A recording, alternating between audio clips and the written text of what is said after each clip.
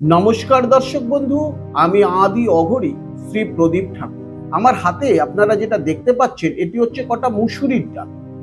আপনার সন্তানটি অবাধ্য, কারুর কথা শোনে না।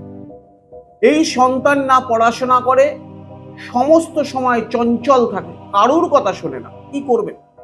বহু জায়গায় গেছেন, বহু অর্থ নষ্ট করেছেন। যে ক্রিয়াটি আমি আপনাদের দেখাচ্ছি খুবই জাগ্রত একটি ক্রিয়া। এই ক্রিয়াটি যদি করতে পারেন, সন্তান কিন্তু বাধ্য হতে বাধ্য। কি করতে হবে? যে কোনো বুধবার দিন সূর্য ওঠার পূর্বে, অর্থাৎ সূর্য ওঠার আগে, যাকে আমরা ব্রহ্ম মুহূর্ত বলি, এই ব্রহ্ম মুহূর্তে আপনার ছেলের যত বয়স ততগুলো মুসুরির ডালের দানা আপনাকে এখান থেকে বেছে নিতে হবে। এই মুসুরির ডালের দানাটা বেছে নিয়ে যে কোনো জলাশয়ে আপনাকে ফেলতে হবে। যে মন্ত্রটি বলতে হবে, মন্ত্রটি খাতা পেনে লিখে দিন। ওং হিং তি পুত্রাওই নমঃ।